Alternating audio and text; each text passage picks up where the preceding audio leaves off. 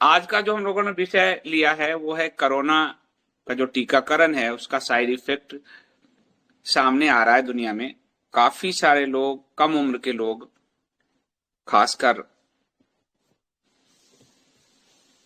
जो लोग जिम आदि जाते हैं, उनका बहुत ज्यादा जो हार्ट अटैक से मौत हो रही है, लोग गिर के मर रहे हैं। तो आप लोगों के पास इस तरह का कोई एक्सपीरियंस हो तो आप लोग जरूर बताइए।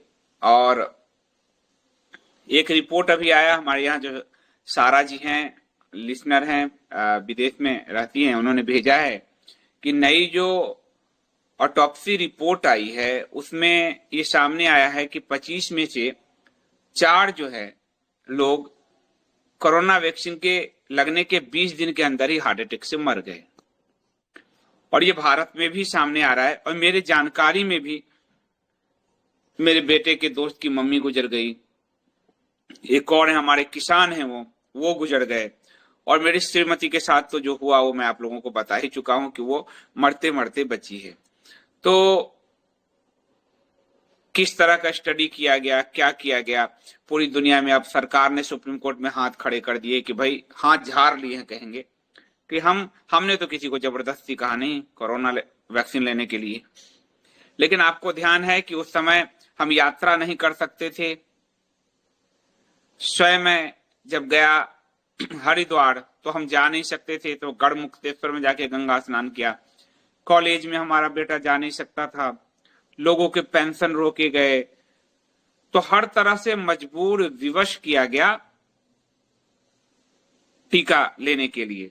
और बाद में सुप्रीम कोर्ट से सरकार जब कह देती है कि हमने किसी को विवश तो किया नहीं, लोग मरते हैं तो हम उसकी जवाबदेही नहीं है, तो सरकार एक तरह से पूरे मामले से पल्ला झाड़ रही है। तो मेरा ये कहना है आप लोगों से कि चीजों पर नजर रखिए। ग्लोबल एजेंडा है, हर सरकार उसका पार्ट है, दुनिया का हर सरकार, कोई भी नहीं बच सकता, न बचेगा ही नहीं। और बड़े जो 27-2800 जो एलिट है, जो इकोनॉमिक वर्ल्ड फोरम में वहां जमा होते हैं, वो सब इसके पार्ट है। ये पूरा ग्लोबल एजेंडा है, और इस एजेंडे में बिल गेट्स की एक बड़ी भूमिका है। इस पर मैंने आपको वीडियो भी दिया हुआ है, पूरा एक लेख भी दिया हुआ है कि कैसे बिल गेट्स एक बहुत बड़ा ड्रग माफिया है। हम लोग उनको सिर्फ जानते हैं कि वो विंडो के बनाते हैं।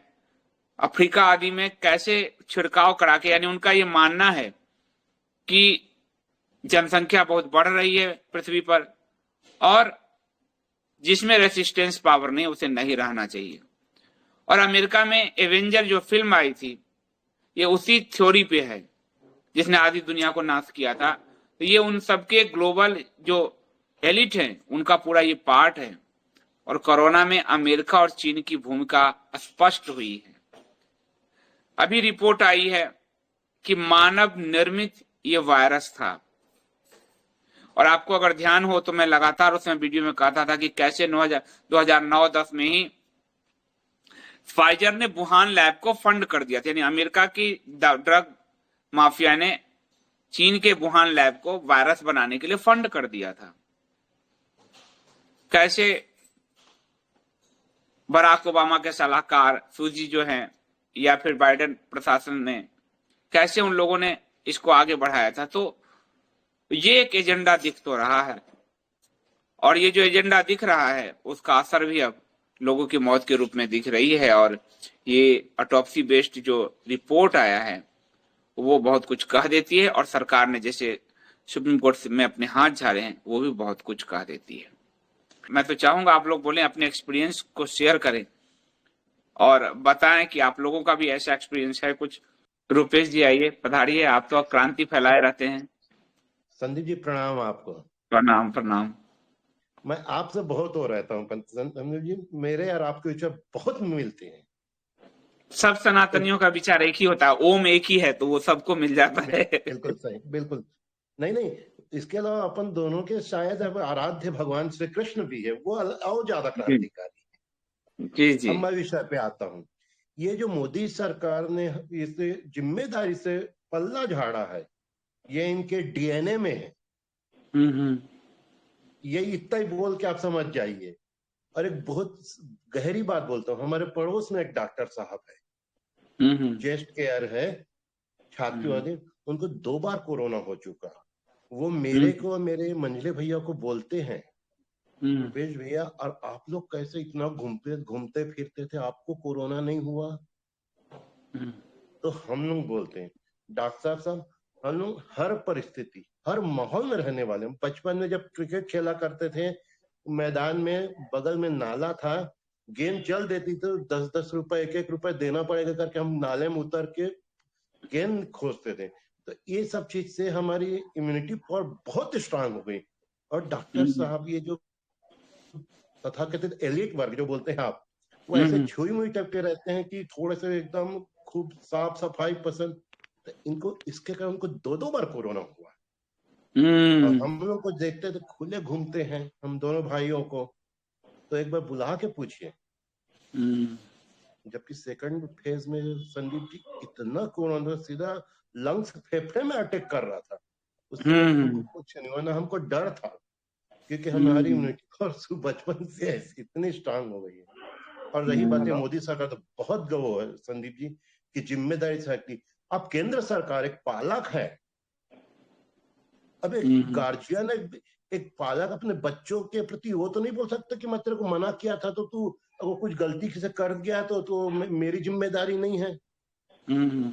पालक की चढ़ाएगी ना, तो जनता को चढ़ाई करनी चाहिए संदीप जी से। इसी से समझ आता है जनता कि को असल में, जनता को बेचारे को होश ही नहीं है। उनको पकड़ पकड़ के लगवाया गया, अब उनसे पाला झाड़ लिया गया। जनता, पूरी दुनिया में स्थिति ये है कि जनता सिर्फ मरने के लिए ही होती है, ऐसा दिख रहा है।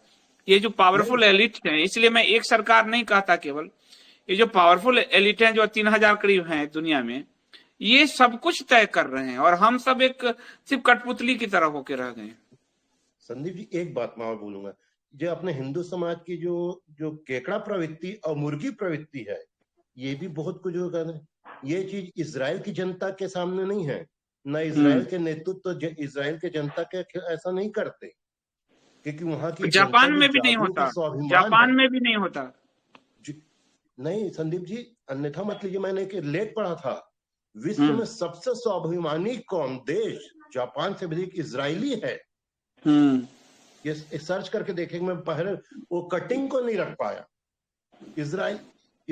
इजरायली है जो, देखिए ना, जो बिल्कुल है ना, दुश्मन के बीच घिरे रहते हैं, उसके बाद सीना तान के राज करते हैं उनके खिलाफ। तो उसमें जनता भी है। और आज का अपना भारत का राजनीतिक नेतृत्व यथा प्रजा तथा राजा वाली है, जैसी जनता वैसा कर रहे हैं।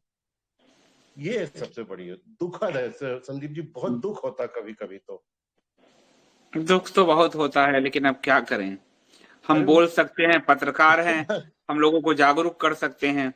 हालांकि मास्टर स्ट्रोकवादी कहते हैं अपनी पॉलिटिकल पार्टी खड़ी करके दिखा, उनके पास कोई तर्क नहीं है, कोई कुतर्क, मतलब पूरे दिन कुतर्क करते हैं। कोई बड़ी संगठन बनाकर दिखा। अब कौन इनको समझाए कि वशिष्ठ की भूमिका अलग है, राम की भूमिका अलग है। ये बिल्कुल सनातन धर्म से इतने कटे हुए लोग हैं कि उनको कुछ पता ही नहीं चलता। बस वो एक, ऐसा लग रहा है कि बस उनको एक रिदम दे दिया गया, उसी पे वो धुन पे नाचते हैं। संदीप जी देखिए ना, महाराणा प्रताप ने क्या किया, शिवाजी महाराज ने क्या किया, कितने अभाव के बाद भी वो अपनी खड़ा किए हैं, घास की रोटी खाए, उसके बाद भी अपनी सेना एकत्र किए, उसके बाद लड़े, अकबर को हराया, शिवाजी महाराज ने औरंगजेब को पराजित किया। तो हिंदू समाज में तो है ये अंदर के जिजीविशी का बहुत कूट कूट के बारी, बस सही नेतृत्व और दिशा देने की है हिंदुओं को।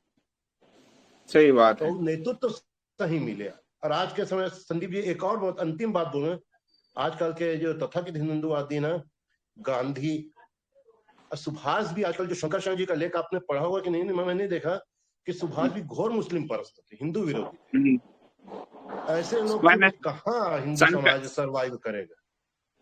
शंकर जी से मेरी बात भी हुई थी, तो उन्होंने, नहीं, मेरे पास है वो लेख, मैं लेख है वो सेव किया हूँ। शंकर शर्मा बहुत अच्छे डाटा दिए उन्होंने। सुभाष चंद्र बोस के 14-15 पॉइंट जो मुस्लिम विरोधी थे, एक शब्द नहीं बोलते थे उनके खिलाफ, जैसे नतमस्तक हो जाते थे। तो वो भी बहुत गर्व है ना। जैसे अभी अपने पिछले में तेग बहादुर, अरे तेग बहादुर धोबरी क्यों गए, ये तो सोचना चाहिए उनको। और बोलते जादू टोना करने, राम सिंह के साथ गए थे ना, राम सिंह तो उनके सिपह सालार थे, सैनिक।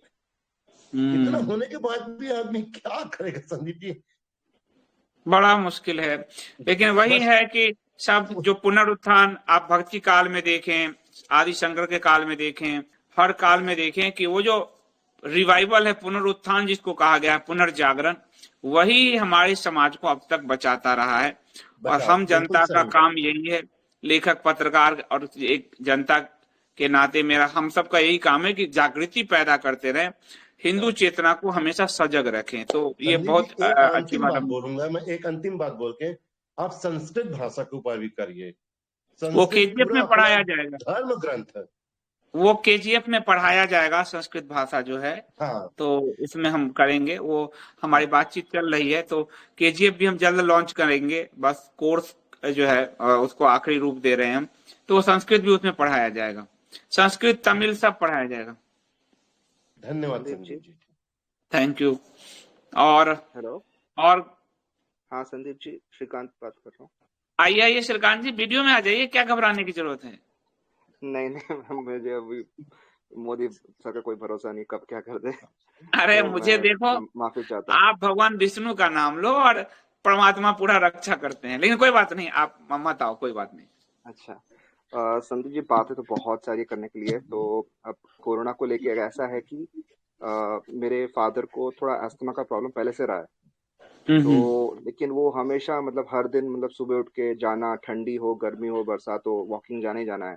हम कितना बोलते हैं कि मत जाओ कोरोना चल रहा है, पुलिस डंडे मारेगी, बोलता है मुझे कौन क्या करेगा, मैं तो जाऊंगा। वो ऐसे ही गए, पता है उन्हें कुछ भी नहीं हुआ थ्रू आउट कोरोना। उन्होंने वैक्सीन भी सब लेके रखी है, कुछ भी नहीं हुआ उनको।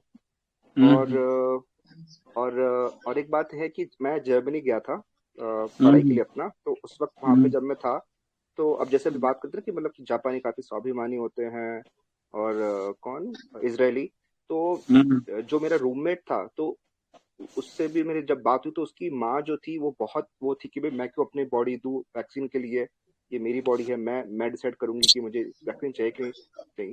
तब मुझे लगता है ये क्या भाई, पूरा का पूरा दुनिया बेवकूफ है कि जो मतलब वैक्सीन लगवा रहा है और ये ऐसे ही मतलब ऐसा बात कर रही है। तो मैंने ज्यादा कुछ बोला नहीं। तो मेरे ख्याल से कुछ लोगों में है, यूरोपियन कंट्रीज में है शायद अभी भी। और एक और बात मुझे ऐसा लगता है कि आई थिंक ज्यादा साफ सुथरा रहना भी शायद मेरे ख्याल से आपकी इम्यूनिटी कम करता है। तो अब जैसे मेरी अभी शादी हुई है अराउंड फरवरी, तो मेरी वाइफ के साइड से तो वो लोग मतलब काइंड ऑफ अपर कास्ट ब्राह्मण जैसा बोल सकते हैं, मतलब पांडे चतुर्वेदी फैमिली टाइप जैसे, और मैं साउथ इंडियन हूँ एक्चुअली। तो वो लोग बहुत साफ सुथरा रखते हैं।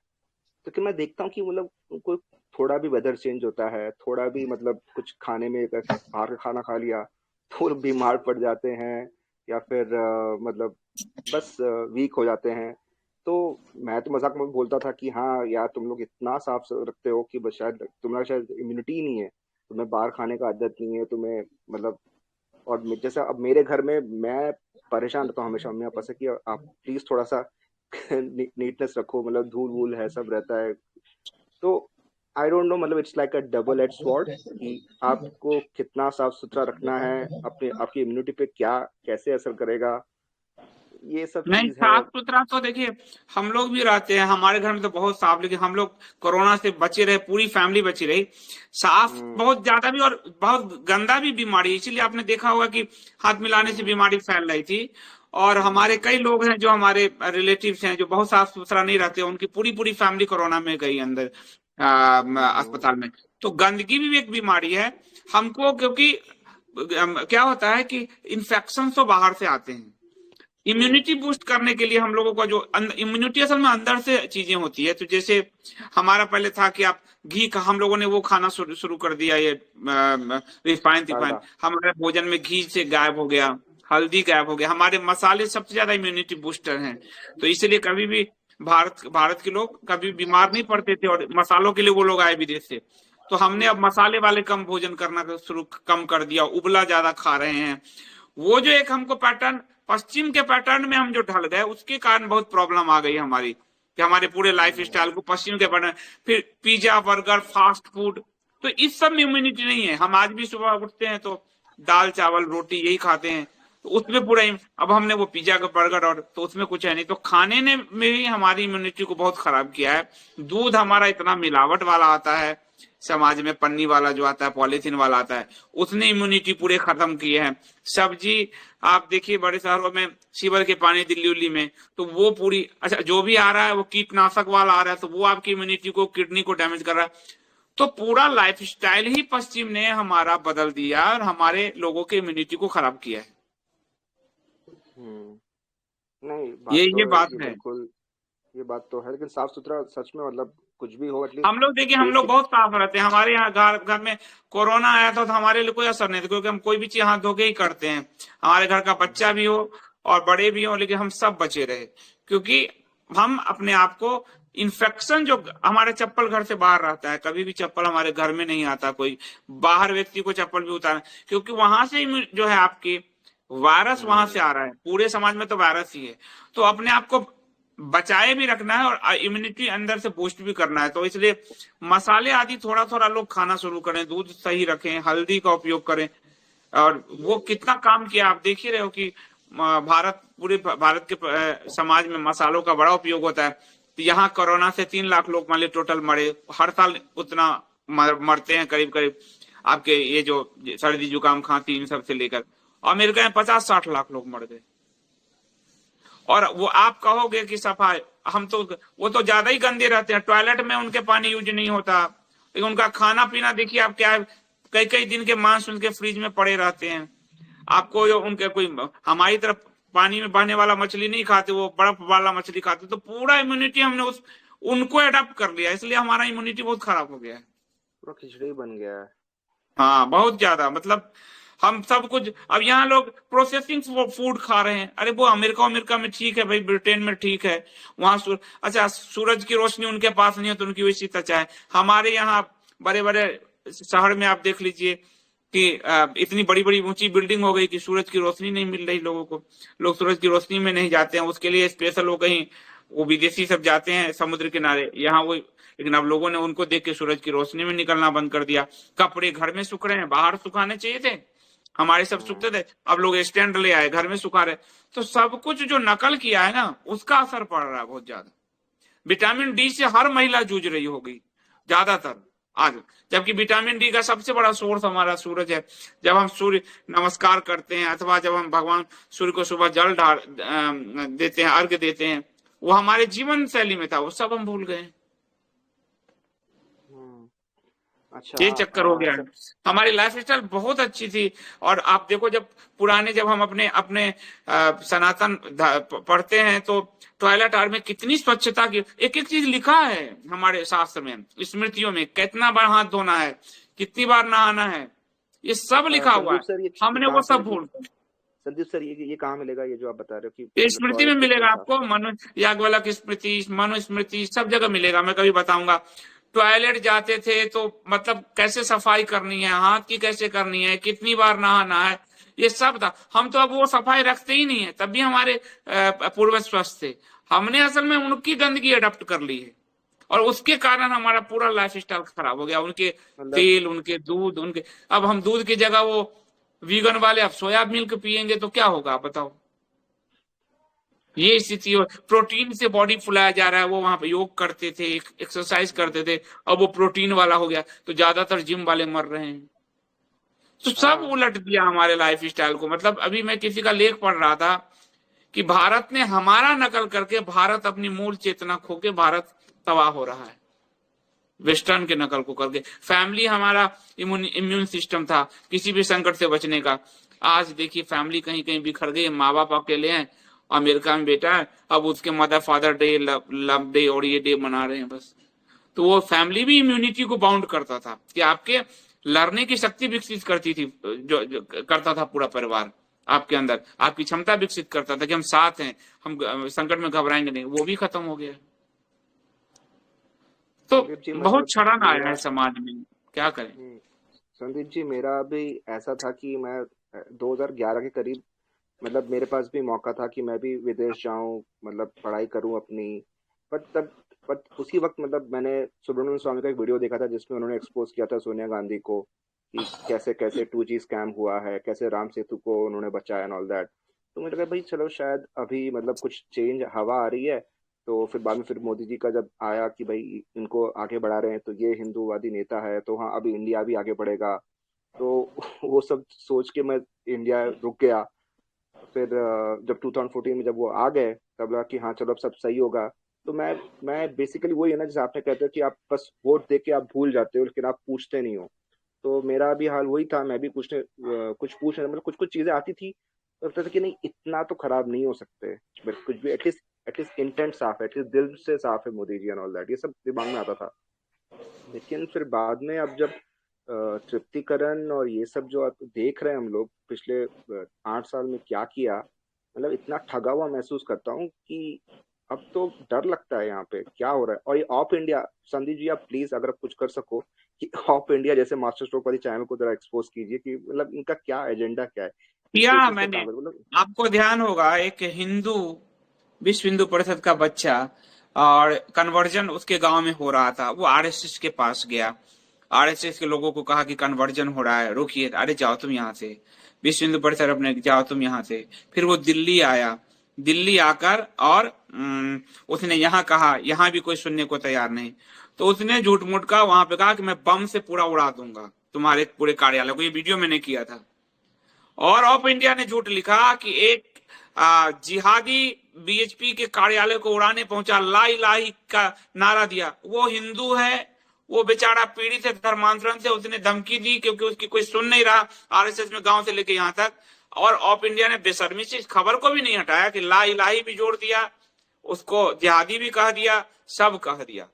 तो इस जैसे कांग्रेस के लिए कुछ उस समय जब से अब रवीश, अविचार, पुण्य प्रतुल, ये सब कांग्रेस के पत्रकार थे, अब सब भाजपा के पत्रकार हो गए। एक धारा कांग्रेस के पत्रकार का है, एक धारा भाजपा के पत्रकार का है, बीच में पत्रकारिता गायब है। और दोनों दोनों अपने अपने लोगों को फंड करते हैं, अपने अपने लोगों से अपनी बात करवा रहे हैं। तो पत्रकारिता तो गुमी हो गई है, धंधा चल रहा है, पैसा चल रहा है, और ये तो आप देख ही रहे हो। नहीं मतलब इसका क्या है सोल्यूशन, मतलब ये मतलब हम करे क्या करे, तो मतलब समझ नहीं नहीं आ नहीं, रहा। जागृति जो है, आप जैसे कोई हाँ चीज पे वो तो हमने मैं कर सर्च रहा किया हूँ, कि वो क्या कह रहा है, तो हमने वो तो अगर मैं मान लिया कि सब आदमी नहीं कर सकते, लेकिन जो लोग कर रहे हैं उसको लोग सपोर्ट करें। आप हम जो अगर मान लिया कोई कह रहे हैं, आपको लग रहा है, तो लोगों तक पहुंचाइए कि ये बात है, आप देखो। अच्छा, मैं हर चीज का प्रूफ दे के बोलता हूँ आपको, उसने स्क्रीनशॉट दिखा रहा हूं, मैं अखबार के दे रहा हूँ, रिपोर्ट दिखा रहा हूँ, तो उसको मैक्सिमम लोगों तक ये सब आदमी नहीं कर सकता, उसकी ट्रेनिंग नहीं है लोगों की, लेकिन जो लोग कर रहे हैं उनकी बातों को आप ले जा सकते हो, और उस तर्क को आप दूसरे को दे सकते हो कि अच्छा, तो ये बहुत अच्छे हैं, ठीक है, सच्चर कमेटी क्यों लागू कर दिया बताइए जरा।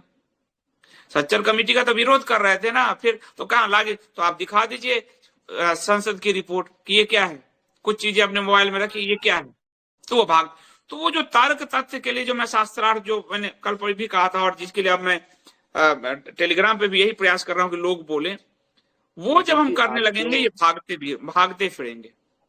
हाँ संदीप जी आप और विशाल व्यूज के जो है विशाल सिंह जी, जो आप लोग स्क्रीन शॉट्स और वीडियो जो शेयर करते हैं ना, उन सबका मैंने ऐसा मतलब सेव करके रखा है कि मैं जा जाके जो भी मास्टर स्ट्रोक वादी जो है ना फेसबुक पे, उनके उनके उनकी पेज फॉलोइंग है। मतलब वो क्या करेंगे ना, एक तो है एक का नाम मैं लेके बोलता हूँ, रूपा मूर्ति करके, उसका वो क्या करेगी, ट्विटर पे अपना एक पोस्ट डालेगी, उसका स्क्रीनशॉट लेके अपने फेसबुक के एक पेज पे उसको पोस्ट करेगी, और उसी न्यूज को फिर से एक और फेसबुक पेज पे पोस्ट करेगी। तो मतलब तीन तीन मतलब लेयर का ऐसा वो पोस्ट करती है कि देखो मतलब मेरे पीछे कैसे पड़े हुए हैं लोग सारे कांग्रेस वाले, जब से मैंने सपोर्ट किया।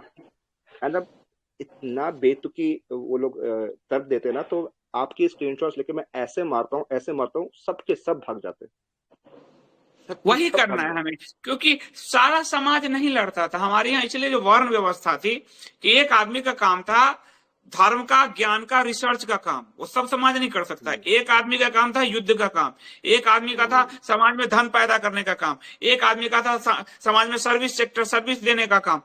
तो समाज इस तरह से अपने अपने काम में लगा रहता था, और तभी हम धर्म के क्षेत्र में इतना आगे बढ़ पाए, क्योंकि एक रिसर्चर ग्रुप था जिसको ब्राह्मण कहा गया, वो लगातार रिसर्च करता था, वो अपनी परवाह नहीं, समाज उसकी परवाह करता था, उन सबको ध्वस्त कर दिया गया।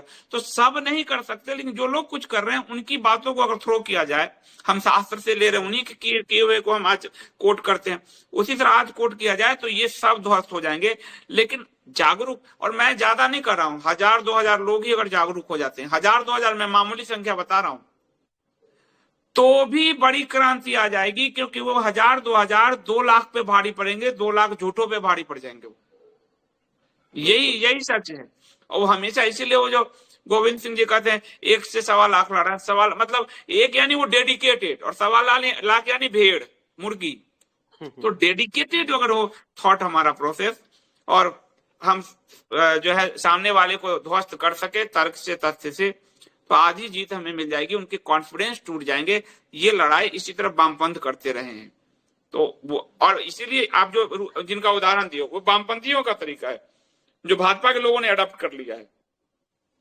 कांग्रेस तो खैर भाजपा वामपंथ द्वारा, कांग्रेस ने तो आउटसोर्स ही कर दिया अपना सारा विचारधारा वामपंथ को, अब भाजपा वामपंथ को अपना रही है। तो ये इसको एक्सपोज अगर आप करेंगे तो जाके लोगों को समझ में आएगा कि अरे बाप, ये तो ये है। ये जैसे आपने स्क्रीनशॉट ले रही है तो उसमें 4 उदाहरण देंगे कि वामपंथी भी ऐसे करते थे खुद को, और मैंने इस पे बता रखा है, खुद को ही सोर्स बना लेते हैं कि मैं उसके घर में गया और मैंने देखा, मुझे उसने कान में कहा, मैं कहीं से जा रहा था और मुझे आदमी ने फोन करके बताया। रवीश का स्टाइल आप देखते होगी, वही आजकल कोई हमारे कई राइट विंग वालों के भी स्टाइल में आ गया कि मुझे उसने बताया। हाँ, यही तरीका है वो उन्होंने कि मैं उसके घर में गया और देखा कि वो तो क्रिप्टो क्रिश्चियन नहीं है। अब ये तरीका वो अपनाया जा रहा है। अब आप ये सोच के देखो, जैसे अब इंडियन एक्सप्रेस के जो एडिटर राजकमल जी मोदी जी को मंच पे कह रहा है, प्राइम मिनिस्टर को, ये आपको गूगल सर्च में नहीं मिलेगा, क्योंकि गोयनका जी ने मेरे कान में कहा। अब लीजिए, तो ये तो मैं कहानी कम्युनिस्टों को मैं बता चुका हूं कि ये स्वयं को ही सोर्स बना लेते हैं। ये इतने घातक लोग हैं, क्योंकि इनको झूठ फैलाना है, तो कहीं झूठ है नहीं तो ये खुद को सोर्स बना लेते हैं। अब वो राइट विंग्स करने लगा है सेम चीजें। मैंने कल वही मैंने आपके उसमें टेलीग्राम पे भी मैंने पोस्ट डाला, मैंने फेसबुक पे पोस्ट डाला कि मैंने कल ये अभिषेक तिवारी, जयपुर डायलॉग्स, चाणक्य डायलॉग्स, और कौन सा और एक कोई चैनल है, हाँ, do politics, even Ajit Bharti को पता नहीं क्या हो गया है, मतलब उनको बस ये क्या बोलते हैं, सटायर करने से ही उनको फुर्सत नहीं मिलती, ऐसा लग रहा है आजकल तो। मतलब अब मैं तो क्या बोलूं, क्योंकि ये सब मेरे जानकार हैं। इनडायरेक्टली कई लोग मुझ पर हमला करते हैं, डायरेक्टली इनडायरेक्टली सब मेरे जानकार हैं, पर्सनल रिलेशन है, तो मैं क्या बोलूं, सबके अपने अपने हैं। लेकिन हमें अपना काम करना है कि हम फैक्ट रखें, हम विचलित ना हो कि हमारे लोग भी हम पर हमला करते हैं तो हमको उससे घबराना नहीं है। हम फैक्ट डबल वेग से फैक्ट रख दें, उससे क्या होगा कि लोग कहते हैं कि आप क्यों लड़ रहे संदीप जी, फैक्ट रखना इसलिए जरूरी है, नहीं तो आपके साथ के लोग भी कहेंगे अरे इसने तो जवाब नहीं दिया, इसका मतलब सच होगा, ये होगा। तो फैक्ट रख दीजिए, मानना ना मानना उनका काम है, हम अपने काम कर दें। हम अपने वॉल पे, अपने जहां जहां भी हमारे सोशल मीडिया प्लेटफॉर्म उस पर अपने फैक्ट रख दें कि भाई कुछ लोग ये बात कह रहे हैं, उनका क्या आधार है मालूम नहीं, मेरी बातों का ये आधार है। जो मैंने कल क्रिप्टो क्रिश्चियन पे कहा, बालाकृष्णन के सब लिंक डाल दिए मैंने कि भाई मेरी बातों का ये आधार है। अब कोई लोग कह रहे हैं कि कोई क्रिप्टो क्रिश्चियन नहीं है, मैंने उनके घर में जाके मूर्ति देखी है। अब उन्होंने मूर्ति देखी है, लेकिन पब्लिक डिस्कोर्स में सबूत के साथ जो चीफ जस्टिस बना उस पर आरोप लगे, उसकी पूरी फैमिली का हिस्ट्री है, वो पब्लिक डोमेन में आ चुका है। और वो भी अगर संघ का के पक्ष से बोल रहे हो क्योंकि मोदी जी ने पैनल बनाया, तो संघ की पत्रिका ही मैंने दे दिया कि लीजिए जी, वही छाप रही। तो वो फैक्ट हमको सही से प्लेस करने आना चाहिए। संदीप जी, वो जो आरएसएस को एक्सपोज करने के लिए कोई जो आए थे, उनका नाम मैं भूल रहा हूँ, तो याद है उन्होंने कहा था कि मतलब शंकर शरण से उनकी बात हुई थी, और लास्ट मतलब जितने भी टाइम भाजपा रही है और या कांग्रेस रही है, तो कौन ज्यादा घातक रहा है हिंदू के लिए, तो वो कुछ एक ब्लू पेपर जैसा कुछ ब्लूप्रिंट बनाने वाले थे ना, वो बन रहा है। हाँ, मैं उसमें मैं सब आपको बन के मिलेगा, मुझे है, नॉलेज में है। हम लगातार बातचीत कर रहे हैं, क्या क्या मुद्दे हैं, क्या है, उस सब पे चीजें तैयार हो रही है। हाँ, ये हम देखें तो सही, हमें भी तो जानना है कि कौन कितना घातक रहा है। एग्जैक्टली। एक दो चीज और, मैं ज्यादा टाइम ले रहा हूँ। ये क्या कहते हैं कि अ, जयपुर डॉक्स का जो हुआ था अभी कॉन्क्लेव, तो उसमें आपको बुलाया नहीं गया, या फिर आप खुद गए नहीं, या फिर क्या था? और मैं देखा हूँ नहीं नहीं, आप मुझे बहुत टाइम से बुलाया आए उन्होंने, नहीं हो। मैं झूठ नहीं बोलूंगा, और कई बार बुलाया। लेकिन मैं बिहार, मैं आपको ध्यान होगा उस समय हमारा छठ पर्व चलता है, हाँ हाँ हाँ। तो मैं बिहार में था, और उन्होंने कहा छठ तो समाप्त हो जाएगा संदीप जी 31 को ही आप आ जाइए। फिर मैंने कहा नहीं, मैं थोड़ा गांव में अपना रुकता हूँ मम्मी पिताजी के पास कुछ दिन, जब जाता हूँ तो मैं अपना घर परिवार, मुझे ज्यादा अच्छा लगता है कि मैं अपने आप को बहुत बड़ा हूँ, मुझे कोई भाषण देने के लिए बुला रहा है घर परिवार छोड़ के, ये सब मेरे में नेचर नहीं है। तो इसलिए मैंने मना कर दिया कि मैं नहीं आ पाऊंगा, क्योंकि मैं अपने घर गांव में रहूंगा। तो उन्होंने बुलाया था, उनकी कोई वो गलती नहीं है, और उन्होंने कई बार कहा, एक दो बार की नहीं, कई बार कहा मुझसे, शुरुआत में भी कहा, बीच में भी कहा, फोन भी किया, सब किया, लेकिन मेरे पास नहीं था समय, तो इसलिए मैं नहीं जा पाया। बस आखिरी सवाल, सवाल नहीं, जस्ट एक सजेशन। आप कभी विशाल व्यूज के विशाल सिंह को भी कभी आप अगर ला सकते हैं मंच पर तो बहुत बढ़िया रहेगा। वो तो आता है, अभी तक मैं बहुत उसके ही। यहाँ चैनल, विशाल मेरा छोटा भाई है, अब मैं उसके चैनल पे गया तो हूँ। हाँ, आप एक बार गए, बट आप भी उनको बुलाइए। और उन्होंने एक नया वो फॉर्मेट शुरू किया है, द एक्स मोदी भक्त शो। हाँ हाँ, वो असल में बुलाने वाला मेरा बहुत सारा, आप जानते हो मैं क्योंकि जर्नलिज्म कर रहा हूँ, तो मैं आपको चीजों जो जो रिसर्च में, उसमें क्या है, चैट शो में कई चीजें डाइल्यूट हो जाती है, लोगों को अच्छा तो लगता है, जैसे सब लोग कर रहे हैं चैनल उनल, उससे व्यूज भी मिलते हैं। पर मेरा एक ना, मैं टीचिंग का काम कर रहा हूँ, तो ये बुलाने का काम मैं करता हूँ जहां जहां जरूरत होता है, लगातार मैं नहीं करता, तो जब भी जरूरत नहीं होगा तो मैं बुला लूंगा, उसमें कोई बात नहीं है। नहीं नहीं, वो बात हम बिल्कुल समझ रहे हैं संदीप जी। मैं इसलिए बोल रहा हूँ बिकॉज आपकी आवाज आई एम श्योर बहुत जगह पहुंच रही है। हम जैसे लोग जब जब फैलाते हैं फैक्ट्स लेके मारते हैं जब मास्टर सुखवादियों को, तो मेरा बस ये है कि मतलब वो भी अगर आएंगे ना, तो काइंड ऑफ एक एक अल्टरनेट क्रेडिबल सोर्स ऑफ सब आएंगे, वो इंफॉर्मेशन कोई इशू नहीं और है, वो वो सनातन सब वॉइस कोई रहेगा। इशू नहीं है। फोकस्ड होना है, सब अच्छा काम बिल्कुल। कर रहे हैं, हमें अपने फैक्ट लेके आगे जाना है। और मेरा ज्यादातर काम पत्रकारिता में हो या लेखन में, मैं टीचिंग का काम कर रहा हूं, ताकि लोगों को वो मैं दे दूं बारूद जिससे वो लड़ सके। बिल्कुल। और आपसे मैंने एक एक चीज तो मैं आज बोल रहा हूँ, और बाद में भी कभी जब कभी मुलाकात होगी या फिर कभी कभी मिलेंगे, तो मैंने डिसाइड किया है, अगर मेरी अगर बेटी होती है फ्यूचर में आगे जाके, तो मैं उसका नाम चेतना रखने वाला हूँ। बहुत बिकॉज आपने अच्छा। जो वर्ड वर्ड वर्ड जो आपने दिया है नया, हिंदू चेतना, चेतना वर्ड ये इतना मैंने सही नहीं, ये बैठता है, विष्णु जी का इतना। नाम है, सच्चिदानंद, भगवान विष्णु का नाम है सच्चिदानंद स्वरूप, उसमें चेतना है, सत्य चैतन्य और आनंद। हम्म, तो भगवान विष्णु का ही वो चेतना जो है, चेतना ही हमारी जो है अंतिम यात्रा है, सजग चेतना। बिल्कुल। तो भगवान ठीक का है। ही नाम है वो। Thank you Sandeep ji, thank you so much. और आप कोई, मैं थैंक, किसी और को। यस। कोई और आना चाहे? हाँ सर, मैं बोलना चाहता हूँ। हाँ हाँ, खूब बोलिए, जम के बोलिए। हाँ, नमस्ते सर। नमस्ते। सर मैं आप बोल अपना रहा था नाम कल। बता दीजिए, कम से कम चेहरा नहीं दिखा रहे हैं तो नाम तो बता दीजिए। नहीं सर, पता नहीं कोई क्या दिक्कत हो जाए, अरे रहने नाम, दीजिए। राम नाम 50 लोगों के नाम है, इतना अगर हम डरेंगे तो जीवन कैसे लड़ पाएंगे? ऋतिक अग्रवाल। जी जी। सर मैं ये कहना चाह रहा हूँ, कल से नया हमारा स्ट्रोक चला है कि जयपुर डायलॉग्स पे और अभिषेक तिवारी पे, क्या? कि वो ये कह रहे हैं कि जो यूपी में मदरसा मॉडर्नाइज हो रहे हैं ना, उससे मदरसे बंद हो जाएंगे। हम प्रतीक्षा कर लेते हैं, वो भी जीवित हैं, आप भी जीवित हैं, हम भी जीवित हैं, योगी जी भी जीवित है, सब जीवित हैं। सर ये मास्टर स्ट्रोक ऐसे लगा कैसे लेते हैं, मतलब ये ये बिना क्या लॉजिक है, के कुछ भी।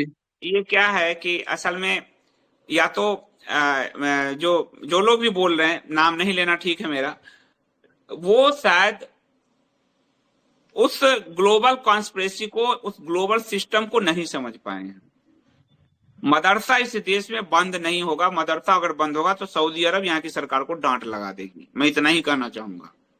और यहाँ की कोई भी सरकार है, ऐसा है नहीं कि मैं मोदी जी को कह रहा हूं, कोई भी सरकार आएगी और आपने ध्यान दिया होगा, मैं हर सरकार की आलोचना करता हूं, फिर भी लोग मुझे कह देते हैं तो ये है तो वो है। वो उस सिस्टम का पार्ट है। इस देश में अगर मदरसा बंद हो जाएगा तो FCRA बंद कर दे, जो विदेशी फंड आ रहे हैं मदरसे में, जो फंड आ रहे हैं वो बंद कर दें, वो नहीं हो सकता। तो ये सिर्फ लोगों को बहलाने के लिए, टहलाने के लिए कहा जा रहा है, वो नहीं हो सकता। आप इसको तय मान लीजिए। वो अरे जब पाकिस्तान बना और वो अलीगढ़ मुस्लिम विश्वविद्यालय, वो तो कह रहे थे हम यहाँ से उखाड़ के ले जाएंगे, वो यहां से नहीं जा पाया। वो आज भी अल्पसंख्यक बना हुआ है यूनिवर्सिटी, वो जब हो ही नहीं पा रहा था, ये मदरसा हटा देंगे, बेकार की बातें हैं। वो क्या है कि कुछ लोग आपको गलत साबित करने के लिए कुछ भी कुतर्क करते हैं। और आजकल तो यूट्यूब आदि का जमाना है, आप देखते हो गाली देने वाले के लिए भी व्यूज मिलियंस में होते हैं, नाच गाने वालों का भी मिलियंस में व्यूज होते हैं। और यूट्यूब या सोशल मीडिया का ये आज अभी जो ट्विटर का भी एक्सपोजर हुआ, उसमें भी आया है कि जो भी प्रोवोकेटिव होगा, जो प्रोवोक करेगा, जो फेक फैलाएगा, उसके व्यूज बहुत ज्यादा होंगे। तो प्रोवोक कर किया जाता है। तो आप देखने जाओ, अरे कैसे मदरसा कैसे खत्म होगा, हम जरा देखें, हो गया एक व्यूज, $1 आ गया, खत्म कहानी। किसी को मतलब नहीं। आप पुराने सब जितने लोग बोले हैं उनके पुराने वीडियो खंगालो, आपको बड़ी संख्या में वीडियो फर्जी निकलेंगे कि आपने तो ये कहा था, हो तो ये गया। तो उनको इससे लेना ही नहीं है, क्योंकि उस पर ऑलरेडी $1 आ चुके हैं। ये एक बड़ी समस्या है। तो लेकिन ये पूरे सोशल मीडिया की समस्या है, कुछ व्यक्ति की नहीं है। क्योंकि अभी फेसबुक में भी जो निकली वहां की, और उसने भी यही कहा कि हम नफरत फैलाकर ही अपना धंधा करते हैं, प्रोवोक करके। प्रोवोक यानी आपको पुश करना, धकेलना, आपको क्रोध जागृत करना। शाम को जो चैनल में आप देखते हो चिल्लम पों होता है, हिंदू मुस्लिम चक्कर चक्कर चक्कर, वो आपके अंदर खून बढ़ा देता है, इसलिए आप उससे चिपके रहते हो। तो ये उसका लैंग्वेज है। अभी ट्विटर में भी आप देखो, प्रोवोक करना है, उसके पूरे आए हैं ट्रेंड्स। तीसरा चौथा भी आ गया, मैंने तो 2 ही तक आप लोगों को बताया, तीसरा चौथा भी आ गया। तो प्रोवोक करना सोशल मीडिया की भाषा है, इसीलिए वो लोग उसका इस्तेमाल करते हैं। और मैं भी इस चीज को जानता हूं, क्योंकि मैं सोशल मीडिया में 40 बच्चे ट्रेन कर चुका हूं, लेकिन मैं ये कर नहीं सकता, क्योंकि मेरी ट्रेनिंग पत्रकारिता की है। अब जिन का आप नाम ले रहे हो, ये कभी पत्रकार नहीं रहे, तो मेरी ट्रेनिंग 2002 से पत्रकारिता से है, तो मैं वो काम नहीं कर पाता। जो बड़े कुछ और नाम आप ले सकते हो, जैसे आप रवि सुबीर ले लो, इन्होंने कभी रिपोर्टिंग नहीं की है, एंकरिंग की है, प्रोवोक किया है। एंकर यानी प्रस्तोता, प्रोवोक किया है, रिपोर्टिंग नहीं की है कभी ग्राउंड पे। तो वो रिपोर्टिंग में गलत होने की संभावना हो जाए तो आपकी नौकरी जाती है। प्रोवोक करने में, कि चलो ये हमने कह दिया अनुराग है, शाहरुख नहीं अनुराग है, प्रोवोक किया आपको, तो हम आज भी उसकी चर्चा कर रहे हैं। ये सोशल मीडिया का की भाषा ही ये प्रोवोक करना। तो इसलिए उसको वो लोग आपको ऐसा कहते हैं ताकि आप उसमें झांक के मार के देख लो, और आप कुछ मिनट के लिए भी झांक लिए तो उनका एक व्यूज हो गया, खत्म कहानी। और सर कुछ लोग तो इनमें से 2014 से पहले कांग्रेस ही थे, मतलब पहले पीके फिल्म का विरोध करते थे, और अब बड़ी संख्या में थे। मैं जब मुझसे कहते हैं, मैंने कहा भाई मैं तो 12 में जॉब छोड़ा, 14 में सरकार आई है, तो में से कितने लोग हैं जो 12 में जॉब छोड़ के लड़े, और आज तुम भाजपाई बन गए हो, हिंदूवादी बन गए हो, जरा बताओ तो सही, कितने लोगों ने नरेंद्र मोदी को लाने के लिए जॉब छोड़े? तो फिर किसी के मुंह नहीं खुलते। तो कांग्रेस ही हो गया, तो केजरीवाल, मैंने कहा देखो कांग्रेस को एक्सपोज करने वाली भी साजिश की कहानी मैंने किताब 13 में लिखी, केजरीवाल को भी एक्सपोज मैंने तब 13 में 14 में किया हुआ है। तो मुझे तुम कहां से घेरोगे? लेकिन मुंह है अपने, लोग बोलते हैं। तो ये सब लोग वही थे। अब उसके बाद, और आप कह रहे हो शेखर गुप्ता इतना बड़ा वामपंथी पत्रकार है, वो गया रामलाल जी के पास भाजपा में लाभ लेने के लिए, और अपने टैब को खोला और बताया देखिए मैं बचपन में सरस्वती शिशु मंदिर में पढ़ा हूं, ये जो शेखर गुप्ता है। तो ये तो तरीका है लोगों की, अब क्या कहोगे? सब एकाएक संघ के प्रथम वर्ष, द्वितीय वर्ष होने लगे हैं, पता नहीं कहां से सब आ गए हैं। तो एक बहुत अच्छा कविता, मेरे यहाँ एक भाजपा के बड़े नेता ने एक कविता लिखी है इंडिया स्पीक्स पे, कि नए नए संघी आ गए हैं। वो भाजपा के बड़े नेता ने लिखी, वो अपना नाम नहीं दिए हैं कि खुल जाएगा मामला, कि नए नए संघी आ गए हैं आज मार्केट में, उस तरह से कविता लिखी है। तो ये नए नए संघी बन गए हैं सब, क्या कहोगे? उससे पहले वो संघ को गाली देते थे, उसको फैनेटिक कहते थे, और आज वो, और हम तो चाहते वो रास्ते पे आ जाए, इसलिए हम उनको एक्सपोज कर रहे हैं कि रास्ते पे आओ भाई, तुम्हारा मूल टेस्ट, कोका कोला का मूल टेस्ट चला गया, ना वो पेप्सी बन पाया, ना कोला, मार्केट से पिछड़ गया, तो अपने मूल टेस्ट पे लौटो। लेकिन ये तो जानबूझ के, क्योंकि लाभार्थी होना चाहते हैं, लाभार्थी योजना का लाभ लेने वाले लोग हैं। मार्केट में जितने घूम रहे हैं आप, सब लाभार्थी योजना का लाभ उठाने में लगे पड़े। तो इस लाभार्थी योजना के लिए लोग नए नए करतब करते हैं, क्या करोगे?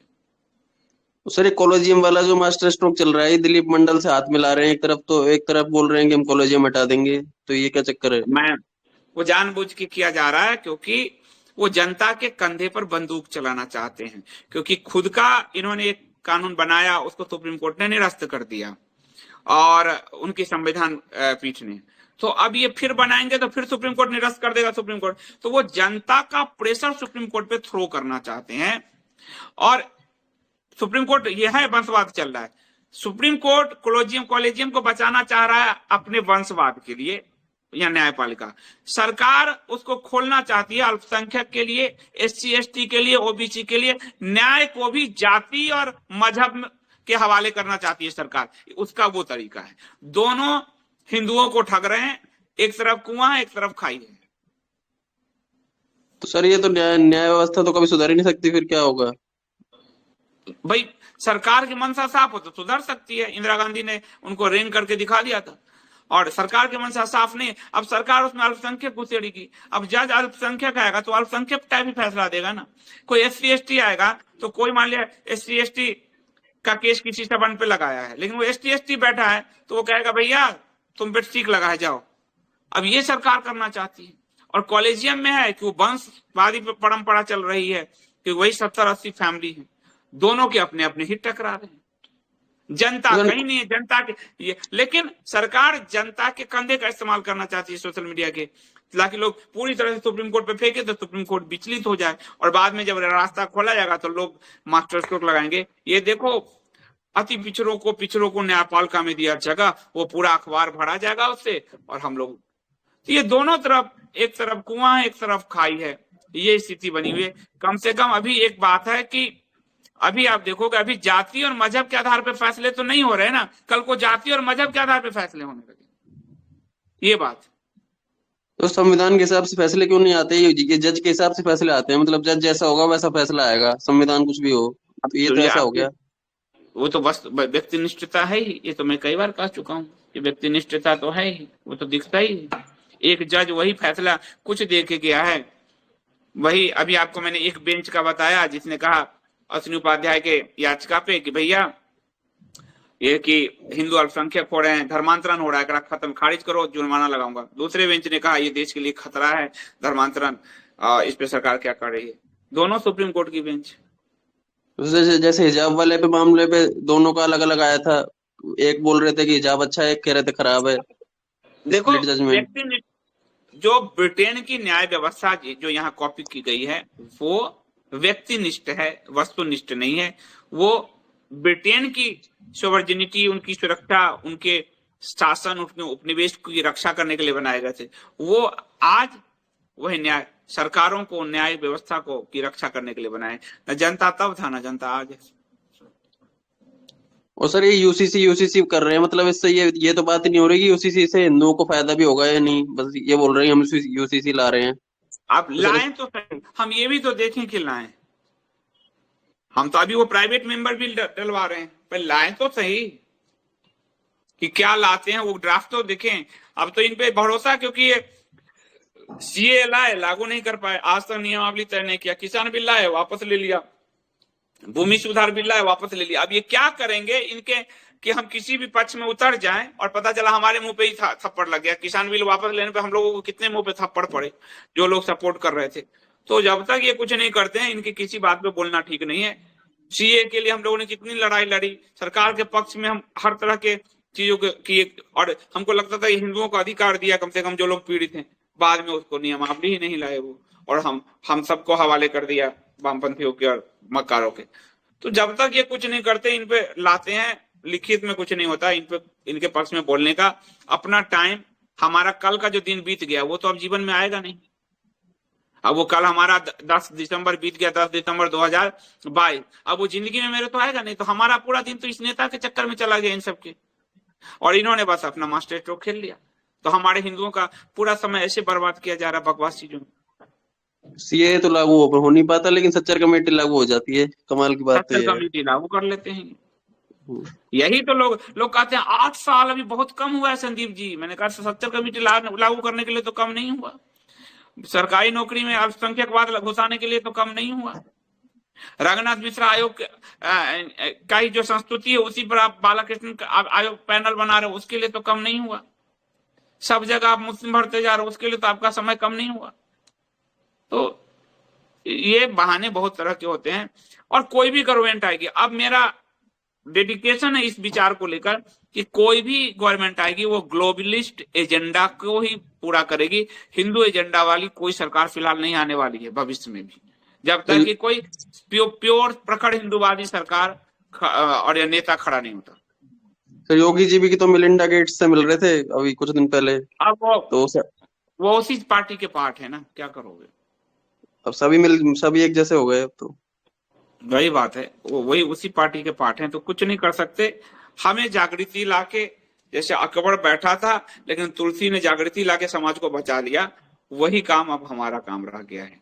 इनसे कोई उम्मीद नहीं, कोई भी सरकार से कोई जागृति लाने वालों पे भी पर्सनल अटैक करते हैं। जैसे रितु मैडम है, वो उन पे अटैक कर रहे थे। कल एक मास्टर स्ट्रोक अटैक कर रहा था कि ये इनका काम नहीं निकल पाया बीजेपी से, इसलिए बीजेपी पे अटैक करती है। ये बीजेपी तो सच्चाई बता रही है। लेकिन रितु ने तो कभी नहीं कहा कि मेरा काम नहीं निकला, पर उस लड़के का तो वीडियो सब जगह है कि हमको बुलाओ, हम चप्पल चाटेंगे।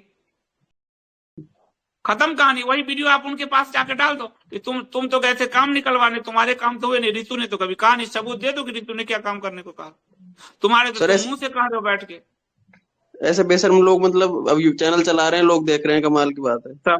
सब सिस्टम ही बेशर्म है। केजरीवाल को देखते नहीं, आज कहता है ए और कल कहता है बी। अब पहले तुष्टिकरण कर रहा था, आज हिंदू कर रहा है। हाँ, अब मुस्लिम मोदी जी को देखो, चुनाव से पहले सच्चर के विरोध में, चुनाव के बाद सच्चर होके। जब सब सारा सिस्टम ही बेशर्म हो गया तो यूट्यूबर्स बेशर्म है तो कौन सा जुल्म हो रहा है, वो सभी बेशर्म हो चुके हैं। ठीक है सर, थैंक यू सर, मैं यही बात करनी थी। ठीक, थैंक यू। और कोई? हेलो जी जी सर। हाँ, मैं KR राव सर। जी राव साहब बताइए। अब आप लोग बोलिए, मैं बहुत बोल लिया। सर जय श्री राम, जय श्री राम, हर हर महादेव। हर हर महादेव। आपसे मिलकर के मतलब काफी समय से मेरी इच्छा थी कि आपसे मुलाकात करें, आपसे ये बात मिलना करें। ही है आजकल, तो यही मिलना ही है। हाँ, ये तो एक बहुत अच्छा समय हो गया कि मिलने का। इसके पहले भी एक बार मैंने किया था, लेकिन इत्तेफाक से वो हुआ नहीं। सो एनीवेज, मैं कोरोना पे थोड़ा ही आपके साथ में साझा करूंगा, क्योंकि जो कोरोना का जो मजाक बना हुआ है, ये तो अब तो मजाक ही लगता है संदीप जी। क्योंकि मुझे याद है कि पहला वेव जब आया था तो मेरा बेटा फ्रांस से मार्च में आया था। उसके बाद में ऐसा माहौल बन गया था कॉलोनी के अंदर में कि हम लोग बहुत बड़े टेररिस्ट है। हमारे घर के आगे वो चस्पा कर दिया था कि ये इनके घर में नहीं आना, नहीं जाना है। और हम लोग भी बड़े डरे सहमे से। और वो उस समय ये था कि जो बाहर से आ रहा था तो उनको बिल्कुल क्वारंटाइन, और पूरा अखबारों में नाम आ जाता था कि यह इनसे बिल्कुल ही आप लोग दूर रहिए। और हम लोगों के इवन हमारे जान पहचान और कॉलोनी के लोग हमारे घर के गेट के सामने से गुजरना ही, वो लोग मतलब पता नहीं कौन सा एक दूसरा आया, वेव आया, उसके बाद में वेव भी चला गया। उसमें तो बहुत हमारे कई करीबी लोग भी, उनका देहांत हो गया था। और धीरे धीरे अभी जो स्थिति आ रही है वैक्सीनेशन के बाद में, ये वाकई बहुत ही भयानक और मतलब एक विचलित करने वाली स्थिति हो गई है कि वैक्सीनेशन के बाद में कभी कभी ऐसा लगता है कि ठीक है, हम लोगों का इम्यून सिस्टम ठीक ठाक है, लेकिन बच्चों का जो मैक्सिमम जो 25-30 साल के बच्चों का जो सुन रहे हैं कि ये लोग इसके आगोश में आकर के उनके साथ में इतनी बड़ी समस्या हो रही है, तो ये बहुत ही चिंताजनक वाली बात है। इसके लिए पता नहीं सरकार क्यों नहीं जांच बैठा रही है, और एक एक जांच तो होनी चाहिए। उल्टा एफिडेविट दे रही है, हलफनामा दे रही है कि हमने कोई जबरदस्ती नहीं की, तो इसी से ही शक पैदा होता है कि yes something is wrong there, कुछ ना कुछ गड़बड़ तो है, इसीलिए ये अपने हाथ सरकार झाड़ क्यों रही है। नहीं तो सरकार खड़ी होनी चाहिए कि ठीक है हम इसका जांच करवाते हैं, नहीं करवा रही है जांच, उल्टा कैसे हलफनामा दे रही है करवाएगी, कि कैसे करवाएगी? ये ग्लोबलिस्ट एजेंडा है और सब हाँ इसके हाँ। पार्ट हैं, कौन कराएगा? नहीं वो इसी चक्कर में तो वो लोगों ने एकदम से हलफनामा दे दिया कि भाई अब सरकार ने कोई जबरदस्ती नहीं की थी, वो तो वॉलेंटरी था। लेकिन वो सारी चीजें तो है, सारे सभी को मालूम है। वो तो आपने भी बहुत ही उजागर किया है कि किस तरह से सबके सबके साथ में हुआ है, बट वो उसको हम पार्ट रखते हैं। कोरोना का तो ये आज का टॉपिक था, इस पर मेरे को थोड़ा बहुत ही बोलना था। बाकी जो जो आज के परिप्रेक्ष्य के अंदर में संदीप जी, वाकई बहुत चिंताजनक वाली स्थिति है, हम खासकर हिंदुओं के लिए।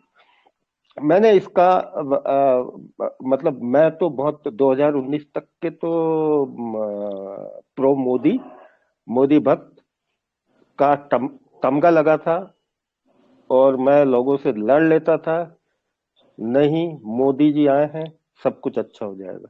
लेकिन 2019 के बाद में आप विश्वास कीजिए, मेरा विश्वास कब अलग हुआ, जब पिछले साल जो बंगाल के पोस्ट इलेक्शन दंगे हुए, दंगे नहीं कहूंगा, जेनोसाइड ही है वो, इट्स अ जेनोसाइड। और वो जेनोसाइड के बाद में मेरा मन बहुत बहुत ही विचलित हो चुका था कि क्यों ये सरकार आज उनके कार्यकर्ता उन पे अटैक हो रहे हैं, कोई नहीं बोल रहा है, क्यों नहीं बोल रहा है।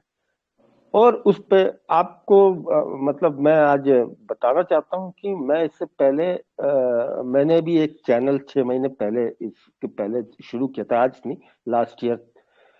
और मैंने कहा कि लोग अब मेरी आदत है, शायद मैंने आपके साथ में कई चीजें साझा किया था कि मैं पीएमओ को बहुत पत्र लिख चुका हूँ, आपको मैंने मेल भी किए हुए थे कि मैंने आज ये किया है वो किया है। पीएमओ को मैंने मंदिरों का जो हिंदू टेम्पल्स हैं उसको सरकार के अधीन से अलग करवाने के लिए मैंने पत्र लिखा है। इवन मेरे लाइव उस पे मैंने उस समय के जो राज्य गृह मंत्री थे जी किशन रेड्डी जी, उनके साथ में भी मैंने अपने साझा किए थे। लेकिन हमेशा यही आया कि क्लोज क्लोज, क्योंकि एक व्यक्ति, क्योंकि अब मेरे साथ में ये था कि मैं किसके साथ में जुड़ूं, लेकिन मेरी तकलीफों को मैं पीएमओ तक के पहुंचाता था थ्रू पीएमओ नमो ऐप के थ्रू। मैंने कम से कम 2 दर्जन से ज्यादा, including my personal individual issues और सोशल इश्यूज को लेकर के मैंने पीएमओ को बहुत लिखे हैं मैंने पत्र पिछले 3-4 सालों में। मैं जब से मैं मुझे मेरे अंदर में एक चेतना जगी कि सोसाइटी के अंदर में, देश के अंदर में क्या हो रहा है, नहीं तो otherwise I was been pro Modi. और ये चीजें मैंने जब देखा कि 2019 के बाद में, 19 के बाद में जब कश्मीर से 370 हटी, उसमें बड़ा मैं खुश हुआ। उसमें सबसे ज्यादा मेरे को खुशी ये हुई थी कि जो इन्होंने टैक्टिक्स अपनाया था हमारे गृह मंत्री जी ने, अमित शाह जी ने, कि वो टैक्टिक्स मुझे सबसे ज्यादा पसंद आया था। और मैंने अपने बीच में लोगों को बताया था, मैंने कहा इतना बेहतरीन टैक्टिक्स अपनाया था कि लोकसभा में जाने से पहले, क्योंकि हर बिल लोकसभा में पेश होने के बाद में राज्यसभा में जाता है, लेकिन यहाँ पर अमित शाह ने जो इतना बढ़िया गेम करा था कि राज्यसभा में पास करवा के लोकसभा में लेकर के आए थे, तो वो, लेकिन बाद में जब देखा तो वो टाइम फिसी दिखा, as it is backdoor entries for separatist, ये सारी चीजें। तो इससे इतना दुख हुआ कि ये सरकार कर क्या रही है। फिर एनालिसिस, मैंने बहुत सारे राष्ट्रवादी तथाकथित राष्ट्रवादी चैनल्स, यूट्यूब चैनल्स और इनको मैंने फॉलो किया। एक साल पहले तक के तो बहुत उनको मैंने बड़ा ही ये मानना शुरू किया, लेकिन मैंने सिर्फ एक ही चैनल को पूरे अपने आकलन के हिसाब से मैंने देखा, ISD is one of the best, India speaks daily, that is Sandeep Dev ji. धन्यवाद प्रणाम करता हूँ। अच्छा लगता है क्योंकि आपको काफी कम लोग देखते हैं मुझे, और लगता है कि बहुत कम। मैं अभी वो उस पे वो विजिबिलिटी फिल्टर्स पे जो आपने कल परसों का वीडियो मैंने पूरा देखा, मैंने उस पर पूरा एनालिसिस आज से नहीं 3-4 साल पहले से करके रखा हुआ। मैं उसके लिए आपके साथ में साझा करूंगा कि विजिबिलिटी फिल्टर्स इन लोगों ने कैसे लगा रखा है। इतना मैंने देख रहा हूं ना कि किस तरह से इनके सब्सक्राइबर्स बेस बनते। आप सिर्फ एक वीडियो निष्पक्ष ना हो करके एक तरफा बायस्ड होकर के बना दीजिए, आपका व्यूज एकदम से बढ़ जाएगा, आपके सब्सक्राइबर्स बढ़ जाएंगे। This is called the visibility filters का जो इन्होंने जो टैक्टिक्स अपनाया, जो मैं इतना ज्यादा जानकार नहीं हूं, लेकिन मैं एज ए कॉमन लेमैन के हिसाब से मैं बताना चाहता हूं कि ये बहुत बड़ा टैक्टिक्स इन्होंने अपना के रखा हुआ है। दूसरी चीज, यूसीसी या आपका पॉपुलेशन कंट्रोल बिल, ये इतना हिंदुओं के लिए फायदेमंद नहीं है। फिर भी अगर लेकर आ जाते हैं तो ये एक एज ए बैरियर की तरह काम करेगा कुछ गलत चीजें होने को रोकने के लिए।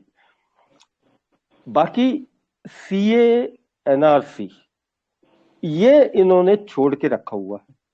क्यों? ये चीजों पे इन्होंने बिल्कुल भी फोकस नहीं किया हुआ। UCC NRC बेचारे अश्वनी उपाध्याय जी, उन्होंने मतलब वो बीजेपी के पार्टी में होने के बावजूद भी वो अपना, आपको मालूम होगा कि खैर मैं 8 अगस्त पिछले साल 2021 के जो उनका जो आंदोलन था जंतर मंतर पर, मैं वहां पर प्रेजेंट था। वो वीडियो भी मैंने आपके साथ में साझा किया था वहां का। लेकिन इतना गलत हुआ उसमें, उसके बाद में भी मैंने कुछ तथाकथित राष्ट्रवादियों के साथ भी मुलाकात हुई थी जो आज की तारीख में बड़ा ही नाम है।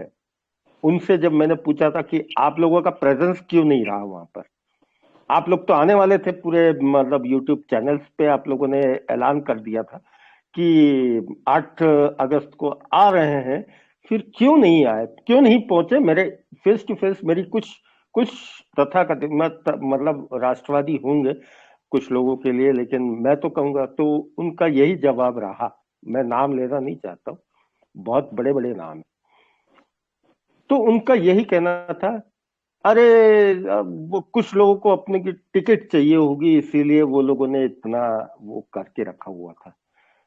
मैंने कहा ये तो कोई बात नहीं होती। एज ए कॉमन मैन, अगर हम लोग दूर दूर से पहुंच रहे हैं किसी दूसरे शहर से, आप लोगों ने ऐलान कर दिया और हम आप लोगों को सुनना चाहते थे, उस आंदोलन के अंदर में बेचारे अश्वनी उपाध्याय अकेले ही रह गए वहां पर।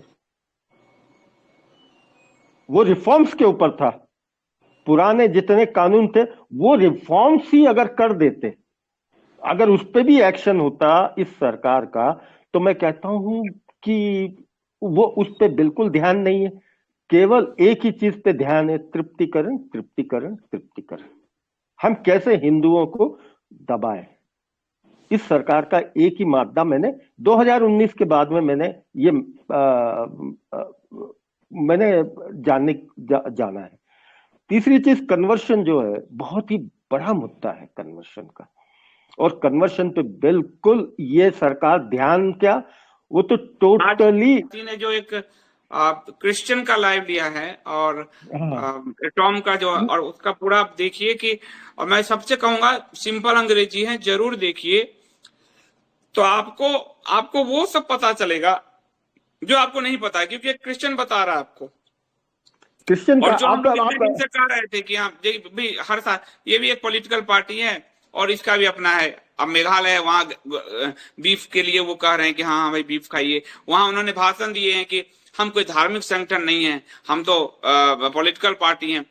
तो बहुत कुछ आपको, तो मैं सबको कह रहा हूँ कि वो वाला एक देखिए उसको, बहुत इत्मीनान से देखिए उसको, आपको पता चलेगा कि एक क्रिश्चियन जब बता रहा है आपको कि कन्वर्जन माफिया कितना बड़ा है, कैसे वेटिकन का मुख्यालय यहाँ है, कैसे ये लोग वेटिकन को जवाब देते हैं, सरकार को नहीं, कैसे FCRA का यूज हो रहा है, कैसे कन्वर्जन हो रहा है, तो आपको और ज्यादा डीप पता। इसलिए मैं कन्वर्जन पे लगातार वीडियो कर रहा हूँ। मैं जानता कन्वर्जन हूँ पे कोई व्यूज नहीं आते कन्वर्जन पे, हाँ, लेकिन मुझे मालूम है कि हिंदू अंत में मरेगा कन्वर्जन के कारण। आज तक वही मरता रहा और अंत में फिर उसके बाद कुछ नहीं बचेगा। इसीलिए मैं लगातार प्रयास कर रहा हूँ। टोटली। और मैं आपको एक सजेशन देता हूँ। ईस्टर धनराज करके एक लेडी है जिसका 20 साल से उसने वापसी करी है हिंदू में। वो 20 साल से उसने ईसाई अपना करके रखी थी और उसने टोटली एक्सपोज किया है। और मैं चाहूंगा कि अगर आपको किसी तरह से कोई कांटेक्ट मिले, ईस्टर धनराज जो है वो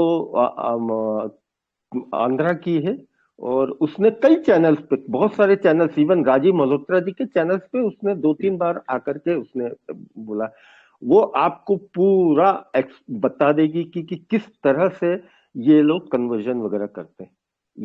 ये अगर उनका कोई कांटेक्ट मिले, इवन मतलब कुछ हमारे लोकल चैनल्स, यूट्यूब नहीं, मैं चैनल्स देखिए, मैं रॉबर्ट रोजारियो को लाया हूँ, वही बात है। हाँ आज हाँ जो एंटियो को लाया ही हूँ मैं तो क्रिश्चियन समुदाय से लाया हूँ। तो वही बातें हैं, जो भी अंदर है वो सब वही बात बता रहे हैं। तो मैं ये अभी भी भी लोग 4-6 महीने अपने मतलब उस पे गांव गया हुआ था आंध्रा में, तो मेरे वहां पर कुछ लोग आ गए थे। मेरी वाइफ ने जवाब दे दिया था, वो बोले कि ये बताने लगे। तो मेरी वाइफ को मालूम था। मेरी वाइफ ने बोला कि ठीक है, हम आपके बातें सुनेंगे, लेकिन हम कुमकुम और वो लेकर के आते तिलक, आप लगाइए। तो बिल्कुल मना कर दिया। जब तुम हमारा मना कर दोगे तो फिर हम आपकी क्यों बात सुने। हम हर धर्म, हर मजहब और हर पंथ की उतनी ही मतलब जो है कि इज्जत करेंगे, लेकिन आप लोग अगर हमारे उस हिसाब से बात करोगे तो फिर हम भी उस हिसाब से, इस हाथ ले उस हाथ दे। तो ये मेरे कुछ अनुभव थे तो जो मैं साझा करता। और आखिरी पॉइंट पे मैं बात करना चाहूंगा, क्योंकि मैं जो बहुत प्रो था और मेरे जो आसपास के कई मित्रगण हैं, तो उनके साथ में जब मैं पहले करता था तो बड़ा वाहवाही करते थे। लेकिन आज मैं कुछ मतलब आलोचना करता हूँ इस सरकार की, मोदी सरकार की, मोदी की। कुछ शेयर करता हूँ, जैसे आपके लिंक्स हैं और ये सारी चीजें, तो उनको पसंद ही नहीं आता। वो कहते हैं कि यार तू तो एकदम से बदल गया, तूने तो अपना रूट चेंज कर लिया, तू तो एंटी मोदी हो गया। मैंने कहा हाँ, मतलब आलोचना करना अगर एंटी मोदी है तो मतलब हमारे घर में एक बच्चा है, 2 बच्चे हैं, एक थोड़ा सा चलो वो थोड़ा बदमाश है, उसको अगर हमने थोड़ा सा, नहीं, और राव जो साहब, आप अच्छा ये कहिए, आप उसको ऐसे कहिए एंटी मोदी। मैं एंटी हिंदू नहीं हूँ, एंटी नेशन नहीं हूँ। हाँ, मैं एंटी पॉलिसीज व्यक्ति, हम सनातन धर्म में व्यक्ति कभी कोई पैमाना नहीं रहा है। तुम्हारे लिए पैमाना है, मेरे लिए नहीं है। आप कह दीजिए ऐसे बिल्कुल तलवार की तरह। नहीं, बहुत ही वो बहुत ज्यादा मतलब तल्ख तरीके से उनके साथ में बहस होना शुरू हो गई। तो वो बोलते हैं कि बोले नहीं। मैंने कहा कि भाई आजकल तू कांग्रेसी हो गया है, केजरीवाल को सपोर्ट कर रहा। मैंने कहा कि भाई अगर किसी की आलोचना करना, किसी को सपोर्ट करना कैसा हो गया। नहीं, आज आप मैं इतना घुमाओगे तो नहीं। बोले कांग्रेसी तो नरेंद्र मोदी हैं, इन्होंने कांग्रेस की बनाई सच्चर कमेटी लागू कर दी, सबसे बड़े कांग्रेसी तो वो है। आप ऐसे कहो ना। कभी भी देखिए, उसका एक है, आपको हमेशा डिफेंसिव मोड में रख के और आप हमेशा सवाल करेंगे। और आप जब, ये कम्युनिस्टों का माइंडसेट है, आप एक सवाल को दूसरे सवाल से उछाल दो, ढक दो उसको, ताकि वो वो फंसे। बहुत आप जितनी बार जवाब दोगे, आप सोचोगे मैं इनको संतुष्ट, वो कभी नहीं कर पाएंगे। कभी नहीं कम्युनिस्टों के वो एजेंडे को अडॉप्ट कर लिया है भाजपा ने, संघ ने, तो आप कभी नहीं संतुष्ट कर पाएंगे। इससे अच्छा ये है, कहो कि भैया ये देखो, नोटबंदी कांग्रेस करना चाहती थी, इन्होंने किया, तो कांग्रेस का टूल किट कौन हुआ? सेंट्रल विस्टा प्रोजेक्ट कांग्रेस ने बनाए थे, इन्होंने लागू किए, कांग्रेस का टूल किट कौन हुआ? सच्चर कमेटी कांग्रेस ने बनाया था, इन्होंने लागू किए, कांग्रेस का टूल किट कौन हुआ? जाति जाति में हिंदुओं को बांटने का सारा काम, SC ST लागू करने से लेकर मजबूत करने का काम जो है, ये इन्होंने किया, कौन हुआ कांग्रेस का टूल किट? ये फिर ये बोल ही नहीं पाएंगे। अरे आप बोलो। सिंपल सी बात है कि हाँ कि मोदी जी जब CM थे, उन्होंने प्रस्ताव भेजा था कि अहमदाबाद का नाम कर्णावती। आज 8.5 साल से उन्होंने कर्णावती नाम क्यों नहीं कर पाए? हाँ, छोटा सा उदाहरण है। तो वो मनमोहन सिंह के बराबर हो गए। मनमोहन ने फाइल रोका था, इन्होंने भी रोक दिया। तो बोलो रोक कांग्रेस दिया। का टूल किट कौन हुआ? कौन? बहुत बहुत सारी चीजें हैं। तो बहुत आप, अच्छा लगा। थैंक यू बताइए हाँ, मैं बताइए सबसे कह रहा हूँ, बताइए। आक्रामक होइए। डिफेंसिव हिंदू कभी डिफेंसिव नहीं रहा, और हिंदू को डिफेंसिव करने के लिए कहा गया। हमने कभी किसी पे आक्रमण नहीं किए। मैंने आक्रमण इतिहास नहीं। बताया है कि हमने आक्रमण भी किए हैं, और राम ने लंका पे आक्रमण ही किए थे। इतना बड़ा उदाहरण होते हुए भी कहते हमने कभी आक्रमण नहीं किया, हम थप्पड़ खाते रहे ना। हिंदुओं को आक्रामक होना है, बहुत ही ज्यादा आक्रामक होना है, तो जाके हम लड़ पाएंगे। वरना तो जवाब देते बिल्कुल देते कई जिंदगी खत्म हो जाएगी, उनके सवाल खत्म नहीं होंगे। बिल्कुल बिल्कुल बिल्कुल। और मैं ज्यादा समय नहीं लूंगा संदीप जी, और भी लोग होंगे। और बहुत बहुत धन्यवाद, आपने ये समय दिया मुझे और बात थैंक यू करने के सो लिए। मच। मैं काफी समय, बहुत बहुत हर हर थैंक महादेव। यू। हर हर महादेव। और तो कोई है नहीं है? 1 घंटे 8 मिनट हो गए। यूट्यूब पे भी 1 घंटा हो जाता है, यहाँ भी 1 घंटा हो गया।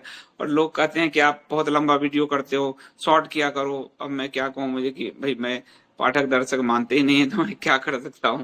हेलो संदीप जी, नमस्कार। हाँ, आप भी आ जाइए। एक और उन्हीं उपाध्याय जी हैं, अनिल उपाध्याय, आप भी आ जाइए। 3 लोग भी हो सकते हैं इसमें, चैनलों हाँ, की इसमें तरह। कोई बात नहीं है, बहुत अच्छी बात जी है। जी जी, आप सॉरी, गलती से मैंने भी दबा दिया और झट से भी हो गया था। नहीं, आ जाइए, अच्छा आप जी भी आ जाइए, अच्छा लगेगा। अच्छा, ऐसा है जी कि जहां तक सवाल आज के प्रोग्राम कोरोना के टीकाकरण का था, तो मैंने भी 2 टीके लगाए थे, तीसरा तो नहीं लगाया। और मेरे को भी कोरोना हुआ था, और काफी मतलब सीवियर था। और उसका असर शायद उसी का असर है, डॉक्टर को दिखाया और सब किया। अभी भी मेरे राइट हैंड के अंदर में थोड़ा दर्द रहता है, और उसका कारण जिस डॉक्टर से कोरोना का इलाज कराया था, उसके हिसाब से ये सब साइड इफेक्ट कोरोना का हो सकता है। बट इसमें इतना सीवियर नहीं है। आप थोड़ा दवाई लो, एक्सरसाइज करो, तो ये ठीक हो जाएगा। कुछ ज्यादा डरने की बात नहीं। कई लोगों को ज्यादा फैटल भी हुआ है। मगर अपन अगर इसका देखें एवरेज के हिसाब से या परसेंटेज के हिसाब से, तो देश के अंदर में उतना ज्यादा ये नहीं कुछ हुआ है जितना डराया जा रहा है। कोई भी वैक्सीन लोगे, उसमें कुछ परसेंटेज तो ऐसा निकलता ही है कि रिएक्शन करता है, उसके कारण से तकलीफ होती है। सरकार का हमें अगर विरोध करना है तो हम कह सकते हैं। अब कोई भी सरकार दुनिया की ये नहीं कहेगी कि हमें इसका चेकिंग करवाएंगे, इंस्पेक्शन कराएंगे, देखेंगे। अपना बचाव तो करेगी ही। इसलिए यह इतना बड़ा मुद्दा नहीं है। बड़ा मुद्दा ये है कि पिछले कई 2-3 साल से, या 19 के बाद में, पहले 6 महीने 8 महीने के बाद से, 2000 से ये सरकार हर जगह हिंदुओं को चोट कर रही है। जहां मौका मिलता है वहीं पर हमारे सारे जो इरादे हैं, जो हमारे को समझ में आ रहा था कि ये कुछ फेवर की बात करेगी या एटलीस्ट हमें इक्वल प्लेइंग फील्ड मिलेगा, ऐसा कुछ नहीं कर रही है। हर जगह हमारे अधिकार काटे जा रहे हैं और दूसरों को दिए जा रहे हैं।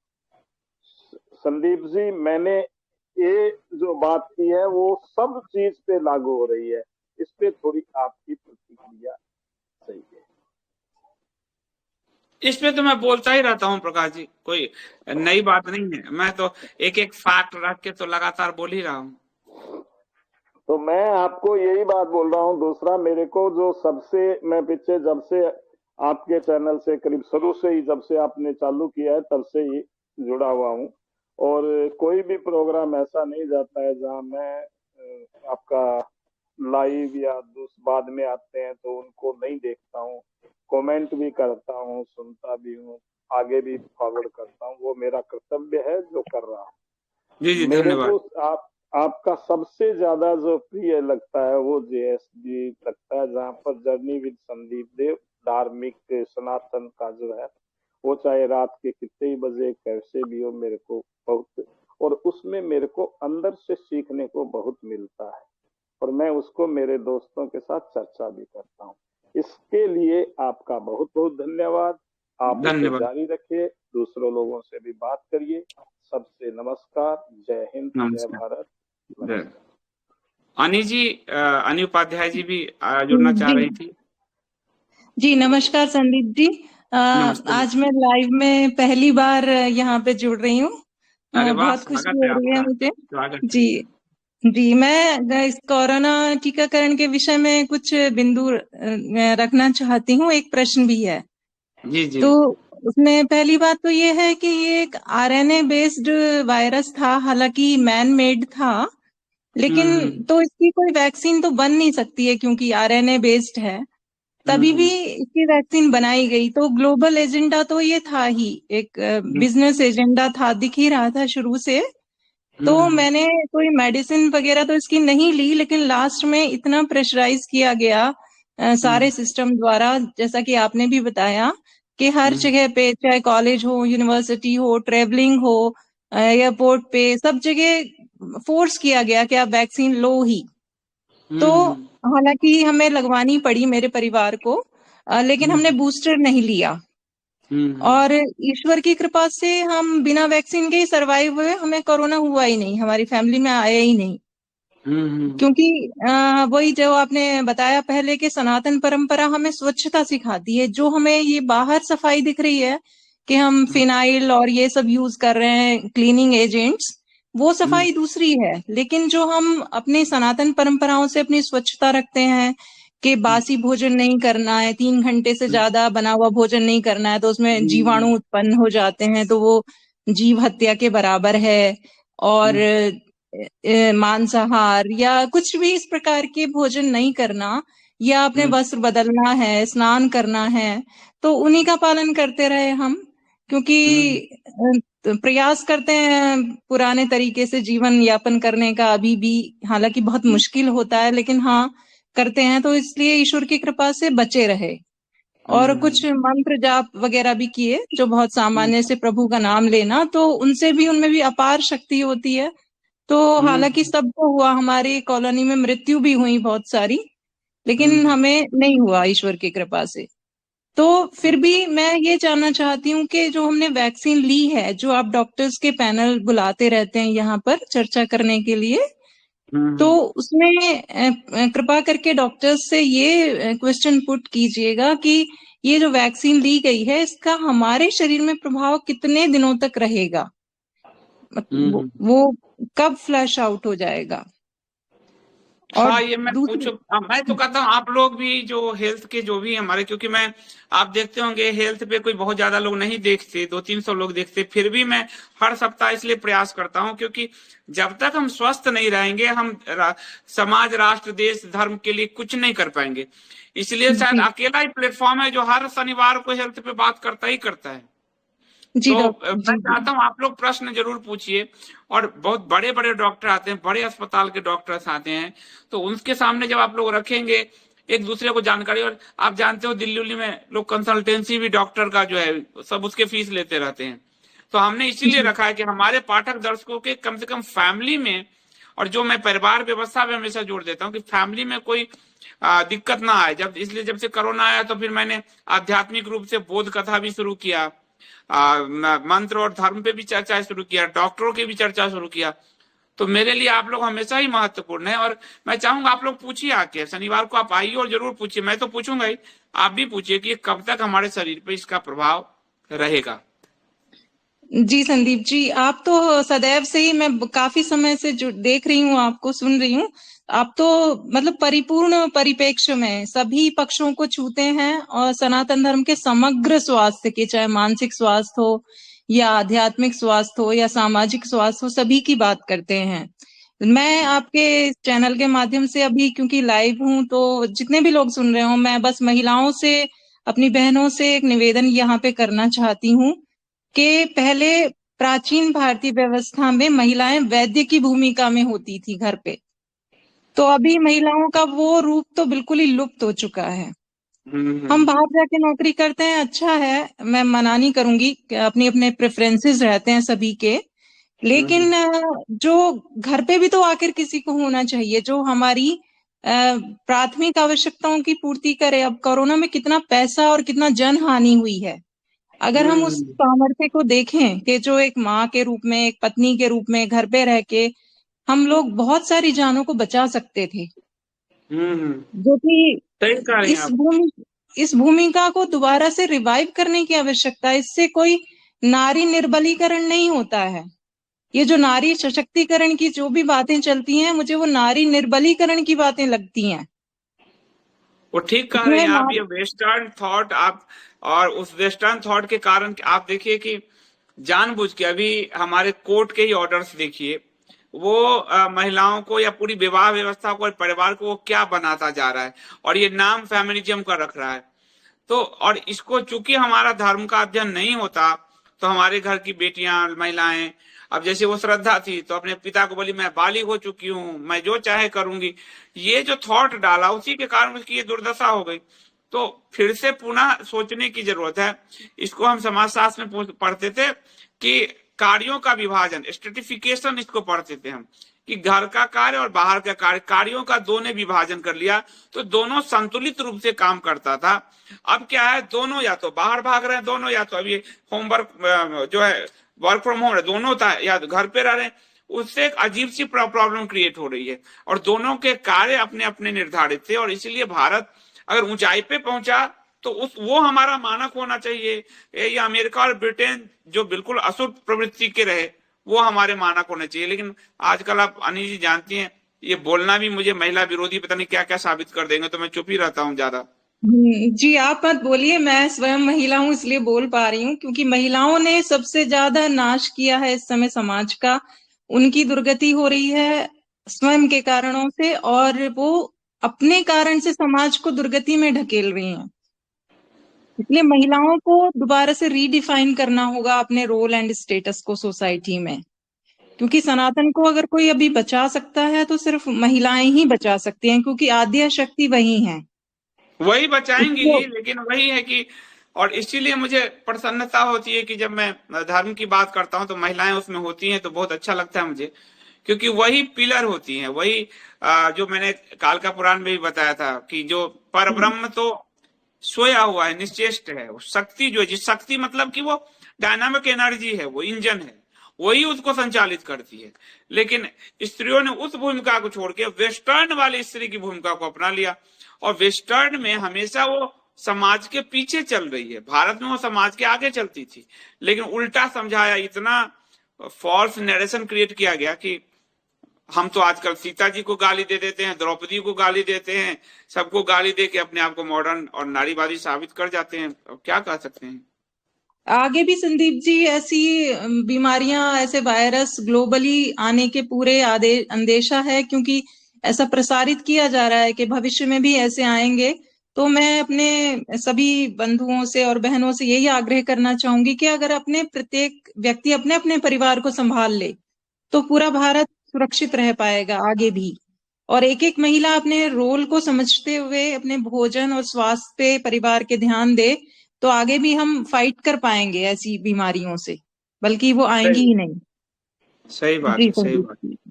और एक प्रश्न और था बस छोटा सा, ये एकजुट जम्मू जो आप पिछले लाइव्स में बता चुके हैं कि वो भारतीय स्तर पे, अखिल भारतीय स्तर पे लॉन्च होने वाली है, तो उसका क्या प्रोग्रेस चल रही है? मैं उसका बताऊंगा, उसका जी थोड़ा जी सा इंटरनल अभी चल रहा है, पर मैं उसको बताऊंगा। जी जी, बहुत बहुत धन्यवाद आपका, बहुत बहुत थैंक यू सो धन्यवाद। मच। तो मुझे लग रहा है कि काफी समय हो गया, बाकी लोगों का फिर हम अगले वीक में लेते हैं, क्योंकि काफी 1 घंटा 22 मिनट हो चुके हैं और आप लोग आए, अच्छा लगा। मैं चाहता हूं कि हर रविवार को, जिस दिन मेरे को समय मिले रविवार को, हम टेलीग्राम लाइव को सुचारू रखें, ताकि आप सब अपने बात को जब कहेंगे, समाज में हमें एक जागृति लानी है, शास्त्रार्थ की परंपरा पुनः शुरू करना है। और जब तक हम हर कोई बोलना नहीं सीखेगा, तब तक हम जीत नहीं सकते हैं। साउंड बाइट चाहिए, यानी हमारे मंदिर में जो मंत्र होते थे, वो मंत्र हम पे बरसते थे जब सारे बोलते थे। तो जब तक आप साउंड बाइट वाइब्रेशन भेजोगे नहीं ब्रह्मांड में, आप पर वो क्या बरसेगा। इसलिए ढेर सारी आवाजें चाहिए, और इसीलिए मेरा प्रयास है कि ढेर सारी आवाजों के लिए तथ्य, तर्क, धर्म सामने रखा जाए, और तब ये आवाज जाकर परिवर्तन का कारक बन पाएगी। तो आज के लिए इतना ही। बहुत बहुत धन्यवाद आप सबका। मिलते हैं फिर अगले रविवार को टेलीग्राम के नए लाइव में। Thank you so much.